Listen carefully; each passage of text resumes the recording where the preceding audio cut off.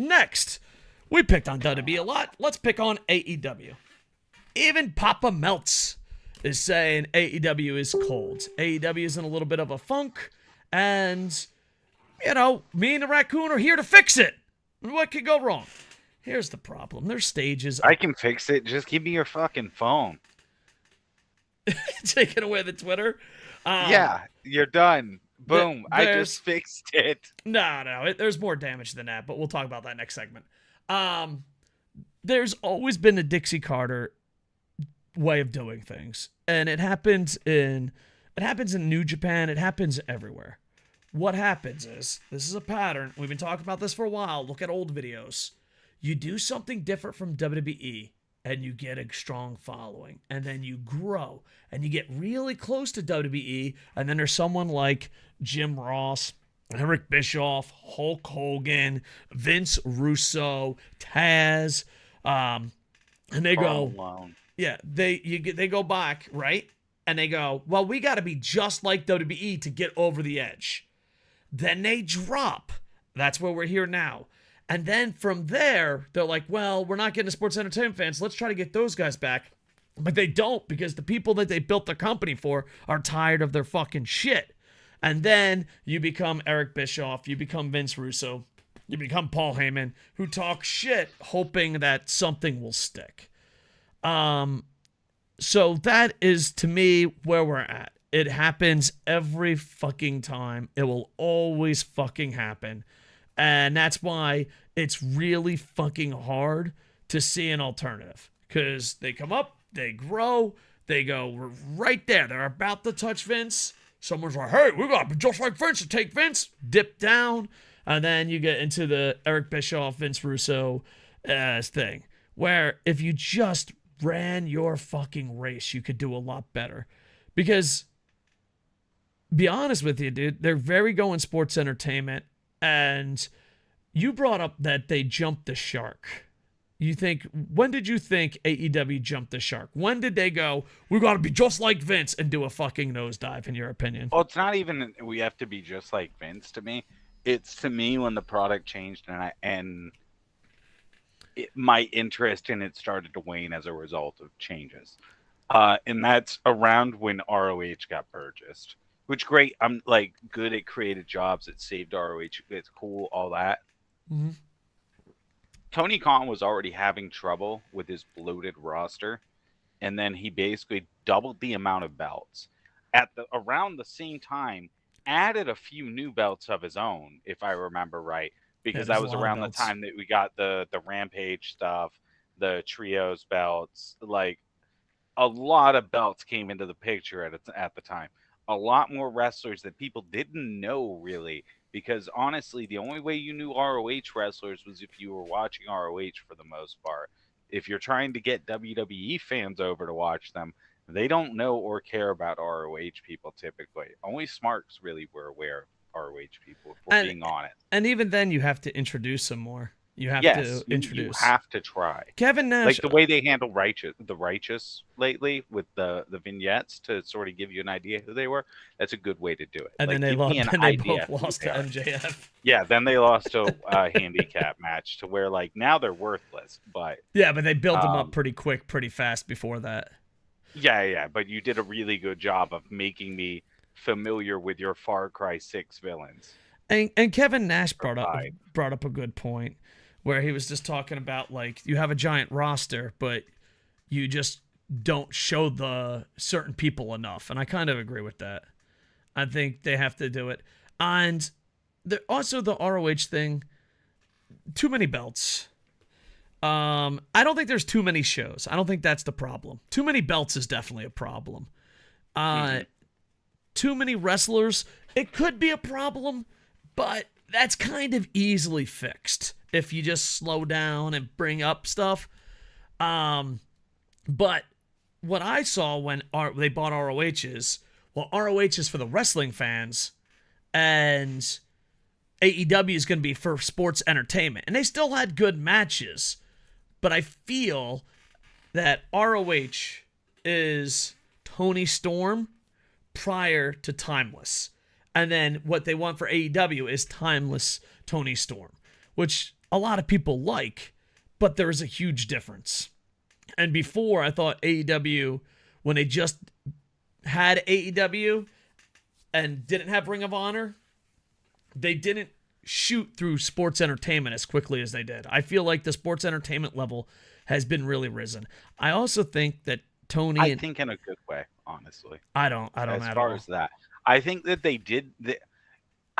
as a wrestling fan, I'm far more interested in a match if there's story to go with it. Relying on your wrestlers to tell all the story for all of your all your storytelling in ring with their wrestling is lazy as shit. It's great, but it takes great wrestlers to pull off. When it works, it's good, but it's a lot better when you do it with a good story leading into it, when those same guys do that same exact thing. So I think it was good because it got them to start doing more storytelling. How they're doing it at this point right now, I do think at times is a little much. Like multiple silent movie vignettes for Tony Storm was a bit much for me. You want to do 2 segments for, that's great, dude. Go for it. Split them up onto separate shows at least. Give another wrestler that other like few minutes of that vignette for one of the vignettes. Give that to another woman on the roster to get her a little bit of time. You can use that same amount of time they're using for the sports entertainment a little more efficiently. Like I don't need like a 5-minute fucking...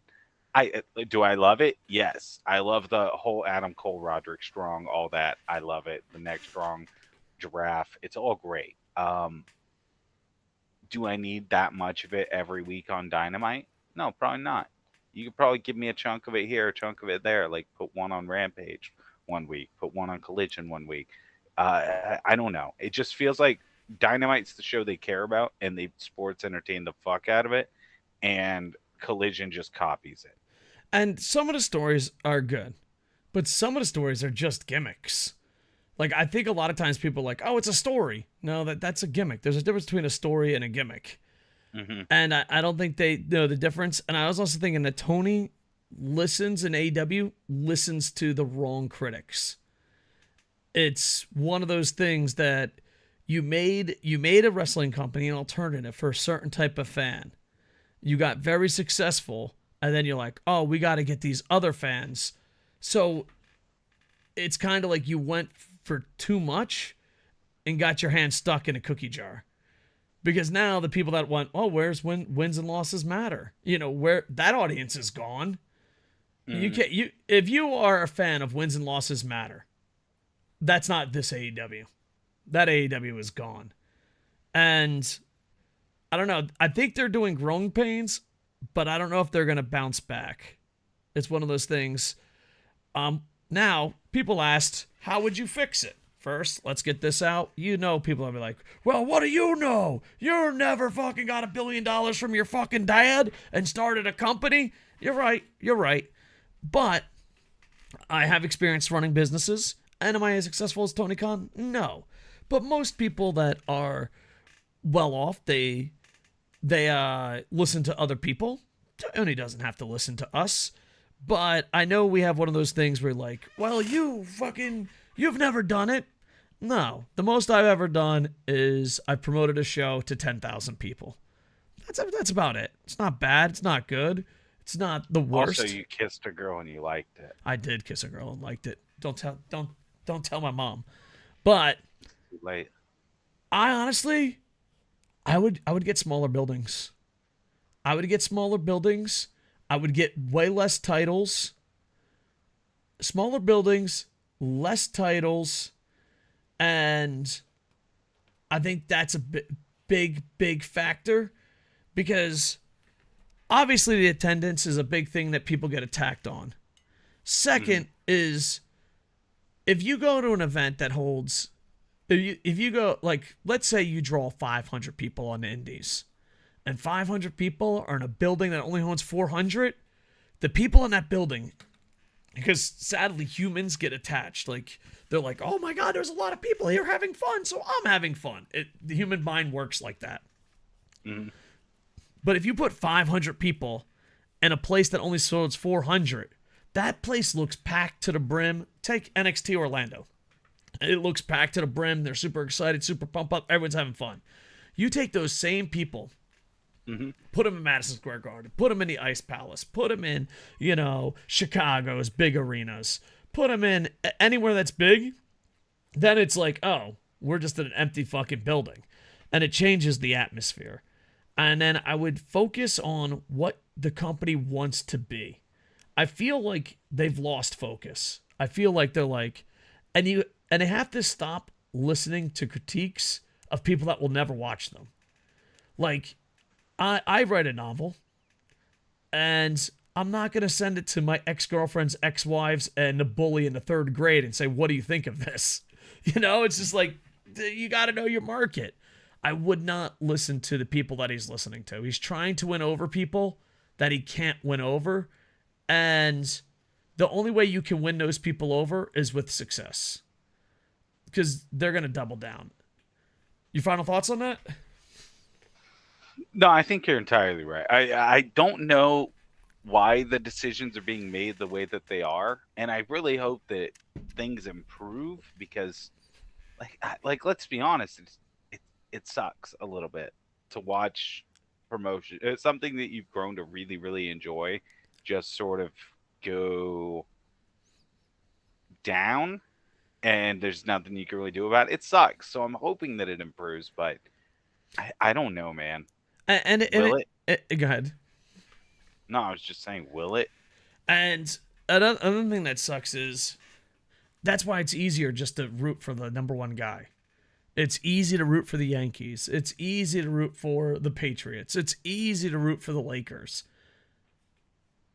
And if the fucking Devil Rays are shooting themselves in the fucking foot, it's like, oh God, here we go again.